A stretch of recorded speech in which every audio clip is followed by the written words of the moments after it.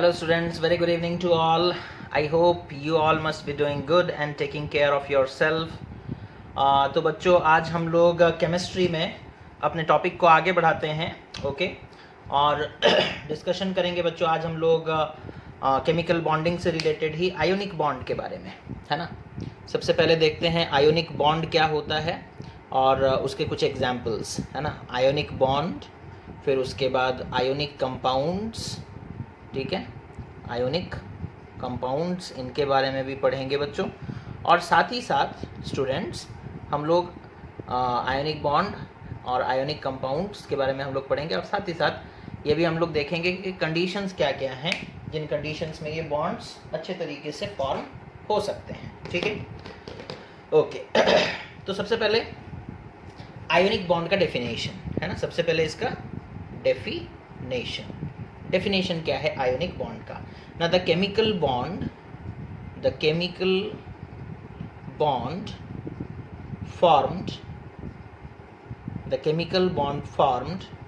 by the transfer of electron, by the transfer of one electron or transfer of electrons from one atom to another, okay. जब एक atom से दूसरे atom में electron transfer हो जाता है बच्चों, तो हम लोग कहते हैं कि जो बॉन्ड बना वो आयोनिक बॉन्ड है, ठीक है। फॉर एग्जाम्पल ओके, एग्जाम्पल हम लोग ले सकते हैं, जैसे for the formation of, suppose कर लो हम लोग बोलेंगे बच्चों सोडियम क्लोराइड, एग्जाम्पल में फॉर्मेशन ऑफ सोडियम क्लोराइड, या फिर एग्जाम्पल होगा द बॉन्ड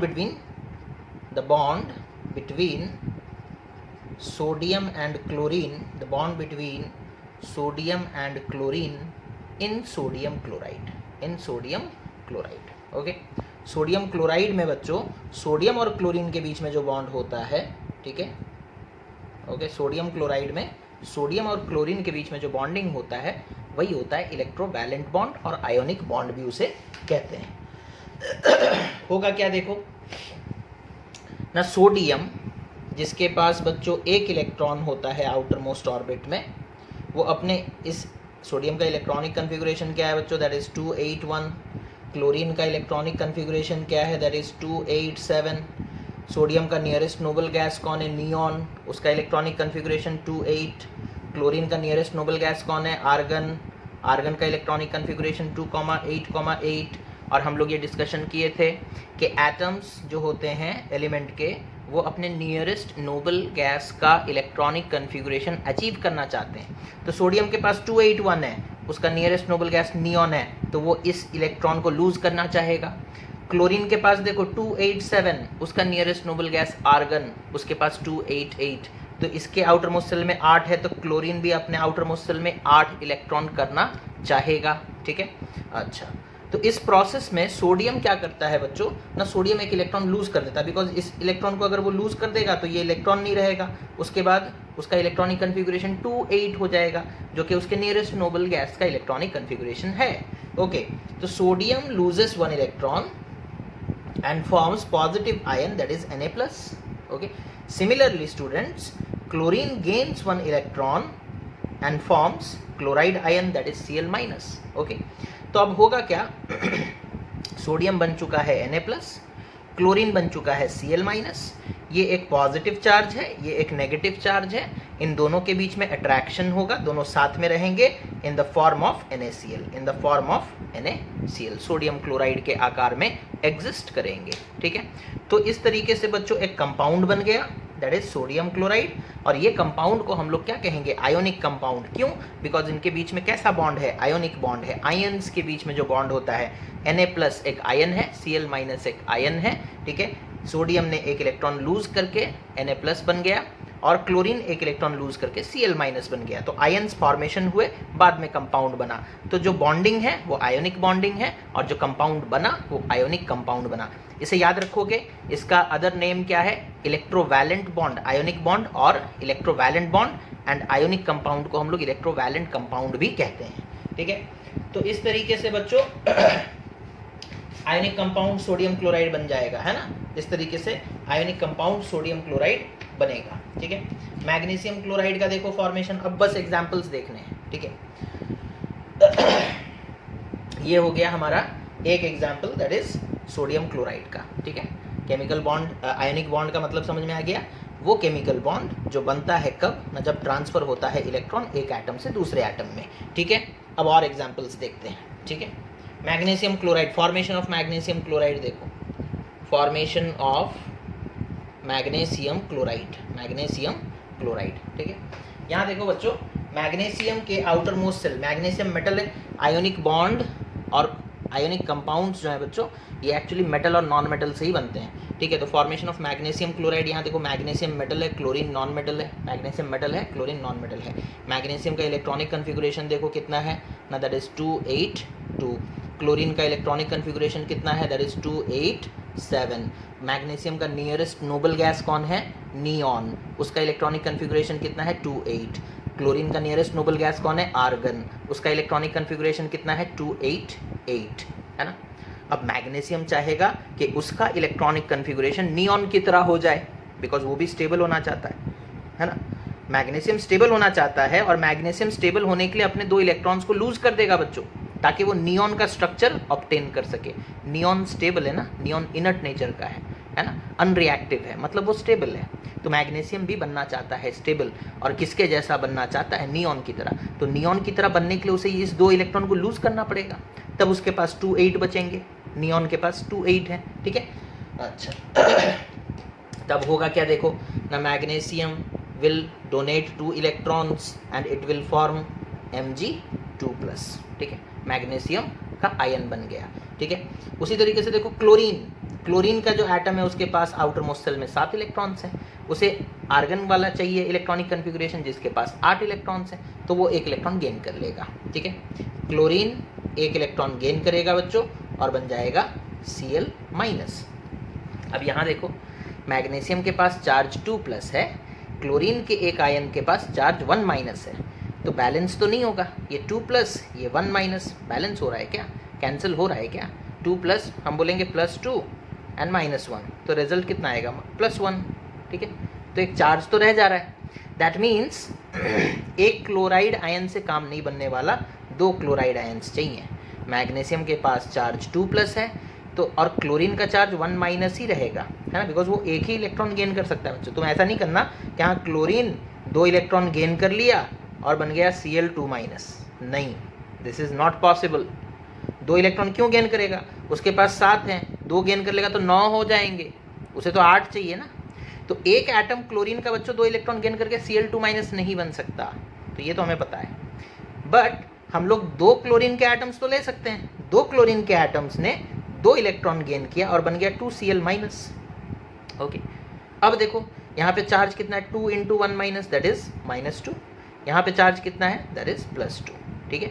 अब ये कंबाइन कर सकते हैं, वैलेंसी मैच कर गया, ठीक है। अब यहाँ पर देखो तो किस तरीके से ये बनेंगे ना, मैग्नीशियम का एक एटम कंबाइन करेगा, उसके पास आउटर मोस्ट सेल में 2 इलेक्ट्रॉन है बच्चों। मैग्नीशियम का एक एटम, उसके आउटर मोस्ट सेल में 2 इलेक्ट्रॉन है, ठीक है। वो क्या करेगा ना, इधर क्लोरीन का एक एटम आया, उसके पास 7 इलेक्ट्रॉन्स हैं, इधर क्लोरीन का एक एटम आया, उसके पास भी 7 इलेक्ट्रॉन्स हैं, ठीक है। मैग्नीशियम ने अपना 1 इलेक्ट्रॉन इस क्लोरीन को दे दिया, अपना 1 इलेक्ट्रॉन इस क्लोरीन को दे दिया, तो 2 क्लोरीन के एटम्स को 1-1 इलेक्ट्रॉन मिल गए, ठीक है। तो बन जाएगा बच्चों दैट इज Mg2+, ठीक है, +2Cl-, है ना। एंड अल्टीमेटली, अच्छा 2Cl- दिख नहीं रहा है, +2Cl-, अब दिख रहा है, हाँ। Mg2+ और 2Cl- मिल करके क्या बनेंगे बच्चों, दैट इज MgCl2, ठीक है। तो मैग्नीशियम क्लोराइड, अगेन तुमसे पूछा जाएगा कि मैग्नीशियम क्लोराइड कैसा कंपाउंड है, आयोनिक है या कैसा है, तो आयोनिक है बच्चों, बिकॉज मैग्नीशियम इलेक्ट्रॉन लूज करके पॉजिटिव आयन बन रहा है, क्लोरीन इलेक्ट्रॉन गेन करके नेगेटिव आयन बन रहा है, फिर ये आयन्स के बीच में कंपाउंड बना, तो कंपाउंड आयोनिक कंपाउंड है और बॉन्ड जो है वो आयोनिक बॉन्ड है, ठीक है। अच्छा, नेक्स्ट एग्जाम्पल की तरफ बढ़ते हैं बच्चों, that is formation of magnesium oxide, है ना, मैग्नीशियम ऑक्साइड। आप समझ गए होगे पैटर्न, एक बार समझ जाओगे तो फिर उसके बाद तुम किसी का भी डॉट स्ट्रक्चर बना सकते हो, किसी का भी आयोनिक इक्वेशन लिख सकते हो, ठीक है। जैसे हमें बोला जाएगा मैग्नीशियम ऑक्साइड कैसे बनेगा, थोड़ा बताकर दिखाओ, ठीक है, मैग्नीशियम ऑक्साइड, ओके, ठीक है, कोई प्रॉब्लम नहीं। मैग्नीशियम और ऑक्सीजन दो चीज़ हैं, ठीक है। अच्छा, मैग्नीशियम अब बार बार लिखेंगे क्या, इलेक्ट्रॉनिक कन्फिग्रेशन 282 है, नियरेस्ट नोबल गैस नियॉन है, वो सब लिखने का आप पता चल गया होगा ना। मैग्नीशियम क्या करेगा बच्चों, 2 इलेक्ट्रॉन लूज करेगा जो कि उसके आउटर मोस्ट सेल में है, और वो बन जाएगा Mg2+। वो ऐसा क्यों किया वो हम ऑलरेडी बता चुके हैं।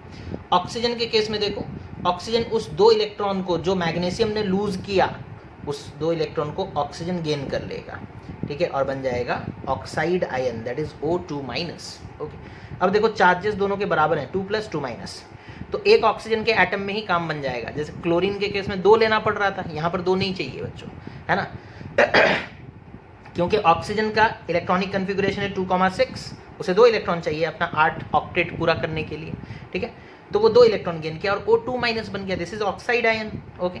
अब ये मैग्नीशियम का चार्ज है 2+, ऑक्साइड का चार्ज है 2-, दोनों कंबाइन करेंगे और बन जाएंगे बच्चों क्या, MgO, ठीक है।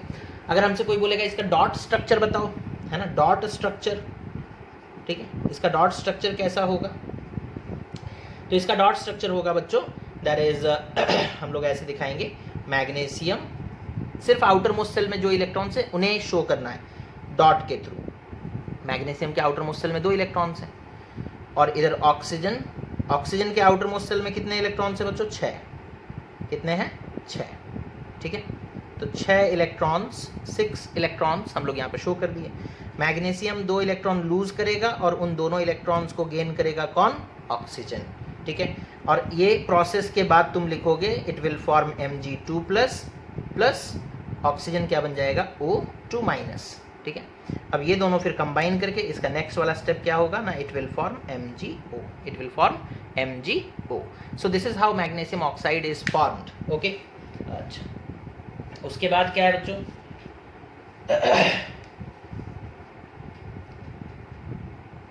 उसके बाद क्या है ना, मतलब कैल्शियम ऑक्साइड का है वो आप लोग खुद से कर सकते हो। हम लोग एक सोडियम ऑक्साइड का देख लेते हैं ना, सोडियम ऑक्साइड, मैग्नीशियम ऑक्साइड हो गया, अब देखते हैं sodium oxide, okay, sodium oxide, ठीक है। Sodium that is Na, electronic configuration 281, oxygen that is electronic configuration 2,6, ठीक है। Nearest noble gas neon, electronic configuration neon का 2,8, इसका भी nearest noble gas neon, electronic configuration 2,8। इसके पास 1 इलेक्ट्रॉन एक्स्ट्रा है बच्चों, ये डोनेट करेगा, है ना, तब उसका 2,8 हो जाएगा नियॉन वाला स्ट्रक्चर। ऑक्सीजन का 2,6 है, यहाँ 2,8 है, इसे 2 इलेक्ट्रॉन चाहिए तो वो गेन करेगा।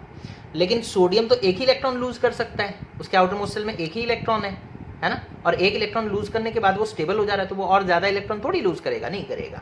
तो सोडियम बच्चों 1 इलेक्ट्रॉन लूज करेगा, लेकिन ऑक्सीजन को 2 चाहिए। अब प्रॉब्लम यहाँ पर हो गया, तो करेंगे क्या, हम लोग 2 सोडियम के एटम्स ले लेते हैं। 1 सोडियम का एटम 1 इलेक्ट्रॉन दे सकता है, तो 2 सोडियम के एटम्स 2 इलेक्ट्रॉन दे सकते हैं, है ना। ये देखो सोडियम के आउटर मोस्ट सेल में 1 इलेक्ट्रॉन, इस सोडियम के आउटर मोस्ट सेल में 1 इलेक्ट्रॉन, ये बन गया बच्चों ऑक्सीजन जिसके आउटर मोस्ट सेल में 6 इलेक्ट्रॉन्स। अब ये सोडियम का एटम 1 इलेक्ट्रॉन दे दिया ऑक्सीजन को, ये सोडियम का एटम 1 इलेक्ट्रॉन दे दिया ऑक्सीजन को, समझ में आया। तो 2 सोडियम के एटम्स यूज हुए हैं। तो इस स्टेप के बाद तुम क्या लिखोगे, 2Na+, Na2+ नहीं लिख दोगे, है ना, 1 सोडियम का चार्ज तो प्लस ही होता है, 1+, 2 सोडियम लिए हो तो 2Na+, प्लस ऑक्सीजन का देखो 2 इलेक्ट्रॉन गेन करने के बाद वो O2- बन चुका होगा बच्चों, और ये दोनों कंबाइन करेंगे तो फॉर्मूला आएगा Na2O, 2NaO मत लिख देना, ओके, Na2O, ठीक है। सो this is how the compound sodium oxide is formed, ठीक है। अब पोटेशियम का पूछा जाएगा, बना सकते हो, सोडियम की जगह अगर पोटेशियम होता तो क्या होता, 2,881, ठीक है, और नियरेस्ट नोबल गैस आर्गन होता जिसका इलेक्ट्रॉनिक कन्फिगरेशन है तो 288, ठीक है, तो तब भी वो एक ही इलेक्ट्रॉन लूज करता है, यानी कि पोटेशियम इधर एक आ जाता, इधर एक पोटेशियम आ जाता, ठीक है, और ये पोटेशियम के आउटर मोस्ट सेल में 1 इलेक्ट्रॉन है, वो ये पोटेशियम का एटम 1 इलेक्ट्रॉन दे देता, ये पोटेशियम का एटम 1 इलेक्ट्रॉन दे देता, यहाँ 2Na+ की जगह हम लिखते 2K+, Na2O की जगह लिखते हम K2O, पोटेशियम ऑक्साइड, ठीक है, समझ में आ रहा है, ओके। तो इस तरीके से बच्चों आयनिक कंपाउंड्स वगैरह फॉर्मेशन होते हैं। अच्छा, और कुछ एग्जांपल्स देखते हैं आयनिक कंपाउंड्स के, सिर्फ नाम देखेंगे। अब आप लोग खुद से कर सकते हो, ठीक है। जैसे सपोज कर लो एक इम्पॉर्टेंट आयनिक कंपाउंड है बच्चों, दैट इज एमोनियम क्लोराइड, ठीक है। Okay, ammonium chloride. ओके, तो अगर आपसे बाई चांस कभी कोई पूछा कि एक आयोनिक कंपाउंड का नाम बताओ, एक आयोनिक कंपाउंड का नाम बताओ जिसमें नो मेटल्स, यानी कि कोई मेटल्स प्रेजेंट नहीं होंगे। अभी तक हम लोग जितना भी देखे, sodium chloride, magnesium oxide, calcium oxide, potassium oxide, या पोटेशियम क्लोराइड, या मैग्नीशियम क्लोराइड, या कैल्शियम क्लोराइड, कुछ भी तुम देखोगे एक मेटल होगा, एक non metal, metal non metal, metal non metal, metal non metal, metal non metal, metal non metal, metal non metal, ठीक है। तो आयोनिक कंपाउंड में एक मेटल होता है, दूसरा नॉन मेटल होता है, एक मेटल होता है, दूसरा नॉन मेटल होता है ना। लेकिन यहाँ देखो, नाइट्रोजन, हाइड्रोजन, क्लोरीन, तीनों नॉन मेटल है, ठीक है। तो अगर आपसे एक्सेप्शन पूछा जाएगा बच्चों के एक आयोनिक कंपाउंड का नाम बताओ जो सारे नॉन मेटल से बने हैं, तो फिर एमोनियम क्लोराइड लिख सकते हो, एमोनियम का कोई भी कंपाउंड लिख दो, एमोनियम सल्फेट लिख सकते हो, एमोनियम सल्फेट, ठीक है, एमोनियम फॉस्फेट, कुछ भी लिख सकते हो। एमोनियम का कंपाउंड वो आयोनिक होता है, लेकिन उसमें कोई मेटल प्रेजेंट नहीं होते हैं, ठीक है। चलो बढ़िया। उसके बाद आते हैं बच्चों हम लोग डिस्कशन करेंगे कोवैलेंट बॉन्ड्स, ठीक है, कोवैलेंट बॉन्ड्स। ओके, तो ये क्या होते हैं बच्चों ना, the chemical bond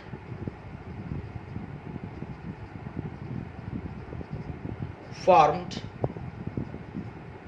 by the sharing of electrons, by the sharing of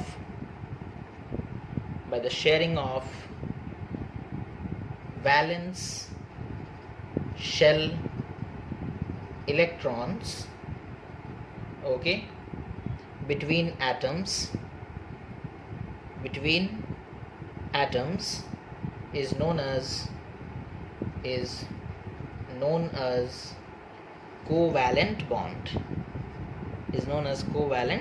bond, and the compound formed is known as covalent compound। उसमें तुम जोड़ सकते हो and the, उसी तरीके से इससे पहले वाले में तुम आयोनिक बॉन्ड का डेफिनेशन लिख दोगे और बाद में लिख दोगे and the, या फिर ऐसे भी लिख सकते हो, the chemical compound formed by sharing of valence shell electron between atoms is known as covalent compound. Okay, देखिए यहाँ पे केमिकल बॉन्ड का डेफिनेशन, सॉरी कोवैलेंट बॉन्ड का डेफिनेशन लिखना है तो लिखोगे द केमिकल बॉन्ड, लास्ट में लिखोगे covalent bond.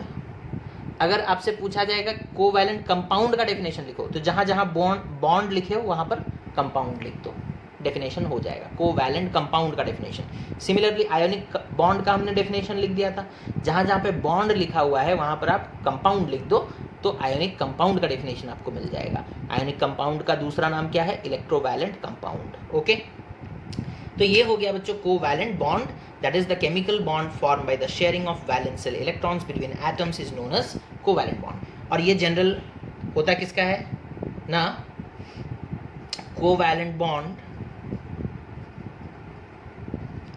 exists between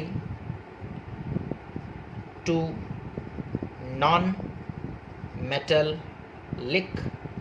atoms। Non metal के साथ कंबाइन करेगा तो कोवैलेंट बॉन्ड फॉर्मेशन होगा बच्चों। जैसे कि एग्जांपल देखते हैं, है ना, एग्जांपल देखते हैं, या फिर हम लोग पहले टाइप्स देख लेते हैं, types of covalent bond. Okay, तो ये हो गया covalent bond. Covalent bond non metallic atoms के बीच में एग्जिस्ट करता है, ठीक है। एग्जांपल देखते हैं, उसी में टाइप भी पता चल जाएगा, ठीक है। एग्जांपल नंबर 1, ठीक है, हाइड्रोजन मॉलिक्यूल का एग्जांपल देखते हैं। हाइड्रोजन मॉलिक्यूल कैसे बनता है, फॉर्मेशन ऑफ हाइड्रोजन मॉलिक्यूल, ठीक है। अच्छा, हाइड्रोजन नॉन मेटल है, नॉन मेटल का टेंडेंसी हमने बताया था, वो इलेक्ट्रॉन डोनेट नहीं करते, they have a tendency to gain electron, ठीक है। अब यहाँ पर होगा क्या, देखो झगड़ा होगा, हाइड्रोजन का एक एटम, उसके पास एक इलेक्ट्रॉन, हाइड्रोजन का दूसरा एटम, उसके पास भी एक इलेक्ट्रॉन। अब ये हाइड्रोजन बोलेगा कि तुम अपना हाइड्रोजन हमें दे दो, मेरे पास 2 हो जाएंगे, हम खुश हो जाएंगे। ये बोलेगा नहीं हम नहीं देते। तो ये लोग क्या करेंगे, म्यूचुअल अंडरस्टैंडिंग के साथ फाइनली एक शेयरिंग वाला कंसेप्ट लगाएंगे। वो बोलेंगे अच्छा ठीक है, जो इलेक्ट्रॉन मेरा है वो तुम्हारा भी है। ये बोलेगा अच्छा ठीक है, जो इलेक्ट्रॉन मेरा है वो तुम्हारा भी है। तो शेयरिंग का मतलब क्या होता है, शेयरिंग का मतलब होता है बच्चों कि जो इलेक्ट्रॉन्स शेयर हो गए, it will be counted for both the atoms. Okay, counted for both the atoms. Sharing का मतलब यही होता है, counted for both the atoms. That means जब हाइड्रोजन का एक एटम दूसरे हाइड्रोजन के एटम के साथ इलेक्ट्रॉन शेयर करेगा, तो ये 2 इलेक्ट्रॉन्स इसके लिए भी काउंट किए जाएंगे और यही 2 इलेक्ट्रॉन्स इसके लिए भी काउंट किए जाएंगे, है ना। अच्छा, तो होगा क्या ना, इट विल रिजल्ट। और कितने इलेक्ट्रॉन्स हैं बच्चों, 1 पेयर। कितने हैं, 1 पेयर इलेक्ट्रॉन्स। एक पेयर है तो सिंगल बॉन्ड फॉर्मेशन होगा, that is it will lead to hydrogen single bond hydrogen, hydrogen single bond hydrogen. Hydrogen और हाइड्रोजन के एटम्स के बीच में एक पेयर इलेक्ट्रॉन शेयर हुआ, 1 पेयर, है ना। ये इसने अपना एक इलेक्ट्रॉन दिया, इसने अपना एक इलेक्ट्रॉन दिया, 1 पेयर ऑफ इलेक्ट्रॉन शेयर हुआ, तो सिंगल बॉन्ड फॉर्मेशन होगा। कैसा बॉन्ड होगा, सिंगल बॉन्ड। उसी तरीके से बच्चों हम लोग एग्जाम्पल देखते हैं। तो ये हो गया सिंगल बॉन्ड। सिंगल बॉन्ड क्या है आप बता सकते हो, सिंगल बॉन्ड क्या होगा ना, इफ, अच्छा अब यहाँ पर जगह नहीं है शायद, हम दूसरे कहीं पर लिख देते हैं। यहाँ पर देखो, सिंगल बॉन्ड का मतलब मिटाई देते हैं। Okay, single covalent bond.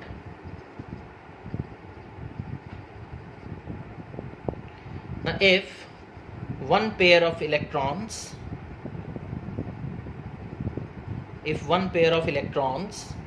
is being shared between the combining atoms, if one pair of electrons, one pair मतलब 2, इसका एक उसका एक, if one pair of electrons is being shared between the combining atoms, okay, then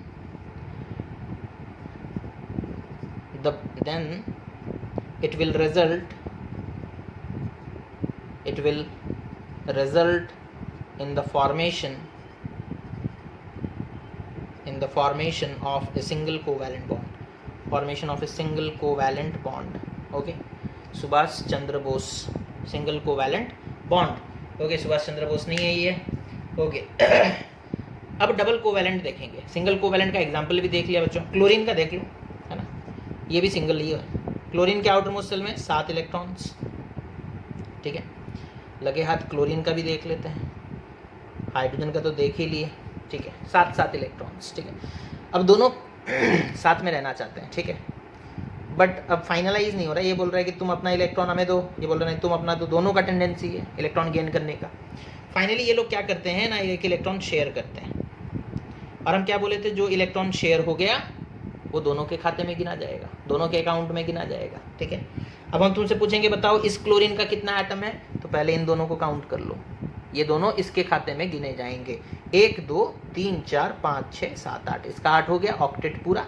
अब हम पूछेंगे इस chlorine के पास कितने इलेक्ट्रॉन से बताओ, तो तुम पहले इन दोनों को गिन लो, 2 3 4 5 6 7 8, इसका भी 8 पूरा हो गया। कितना इलेक्ट्रॉन शेयर हुआ, इसने अपना एक इलेक्ट्रॉन दिया, इसने अपना एक इलेक्ट्रॉन दिया, 1 पेयर इलेक्ट्रॉन शेयर हुआ, 1 पेयर, ठीक है। 1 पेयर मतलब सिंगल बॉन्ड, तो ये क्या बनेगा, that is Cl single bond Cl, Cl single bond Cl। This is how chlorine atoms are, sorry, chlorine के molecules are formed, okay, this is how chlorine molecules are formed, okay। अच्छा, अब next move करते हैं बच्चों, double covalent bond. Single covalent bond खत्म, उसके बाद double covalent, okay. तो डबल कोवैलेंट मतलब आप समझ ही गए होंगे, डबल कोवैलेंट बॉन्ड का मतलब समझ ही गए होंगे बच्चों, दैट इज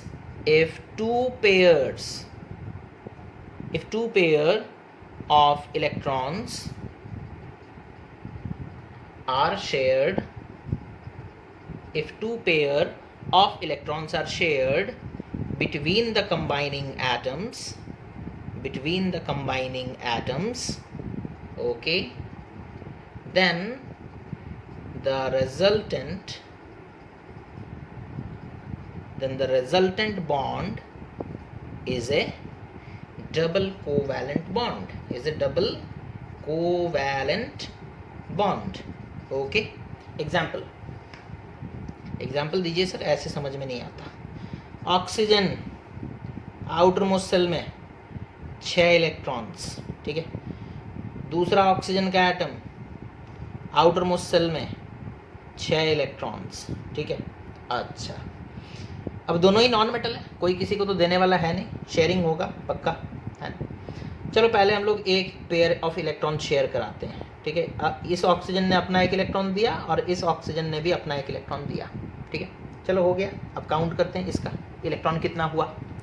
जो शेयर हो गया वो दोनों के खाते में. 1 2 3 4 5 6 7 इलेक्ट्रॉन हुआ. 8 तो नहीं हुआ, ऑक्टेट चाहिए ना. अच्छा, इसका भी वैसे ही बच्चों 7 ही होगा. 1 2 3 4 5 6 7, ठीक है. 7 इलेक्ट्रॉन्स. अभी भी ऑक्टेट पूरा नहीं हुआ.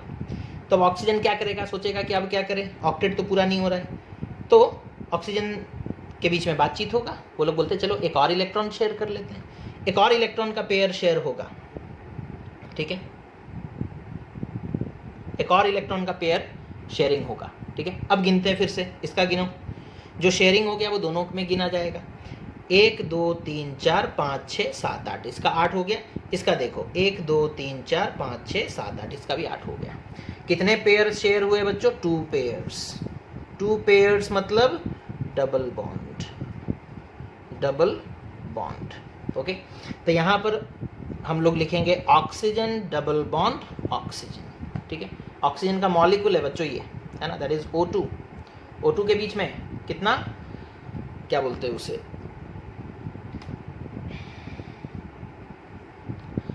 O2 सॉरी, ऑक्सीजन के मॉलिक्यूल में ऑक्सीजन और ऑक्सीजन के बीच में कैसे बॉन्डिंग है, डबल बॉन्डिंग है. कोवैलेंट तो है पक्का, शेयरिंग हो रहा है मतलब कोवैलेंट. 2 पेयर शेयर हो रहा है मतलब डबल कोवैलेंट. ओके. अच्छा, उसके बाद ट्रिपल कोवैलेंट. ओके, तो जहां जहां पर डबल लिखा है वहां पर ट्रिपल लिख देते हैं, ठीक है. Triple covalent bond. If 3 pair of electrons are shared between the combining atoms, then the resultant bond is a triple covalent bond. Is a triple covalent bond. Okay. अगर 3 पेयर ऑफ इलेक्ट्रॉन शेयर होंगे, example sir, फिर example दीजिए, ऐसे बात समझ में नहीं आता. नाइट्रोजन, ठीक है, आउटर मोस्ट सेल में 5 इलेक्ट्रॉन्स. दूसरा नाइट्रोजन आउटर मोस्ट सेल में 5 इलेक्ट्रॉन्स. ओके, अब होगा शेयरिंग स्टार्ट. दोनों नॉन मेटल है, पक्का शेयरिंग होगा. शेयरिंग स्टार्ट करते हैं. पहला ये एक लग गया शेयरिंग में, काउंट कीजिए. 1 2 3 4 5 6 हुआ, नहीं हुआ. एक और शेयरिंग करते हैं, ठीक है. शेयरिंग हो गया. अब काउंट करते हैं. 1 2 3 4 5 6 7, सॉरी यहाँ पर भी एक है, 7. अभी भी नहीं हुआ. और एक शेयरिंग करेंगे, ठीक है. अब गिनते हैं. यहाँ 6 2 8, इसका देखो 6 2 8 हो गया, ऑक्टेट पूरा. कितने पेयर शेयर हुए हैं बच्चों, 3 पेयर्स. 3 पेयर्स, है ना. कितने पेयर शेयरिंग हुए, 3 pairs. So it will form nitrogen, triple bond nitrogen. That is the molecule of nitrogen N2, ठीक है. Molecule of nitrogen N2. तो बाहर से देखोगे तो तुम्हें O2 N2 Cl2 सब एक जैसे ही दिख रहे हैं. 2 2 ही तो है सर, लेकिन अंदर देखो ना, इसमें डबल बॉन्ड है, इसमें ट्रिपल बॉन्ड है, इसमें सिंगल बॉन्ड है ना. फर्क है बच्चों, फर्क है. ओके, तो इस तरीके से बच्चों हम लोग देखें, that is examples of what, examples of ionic and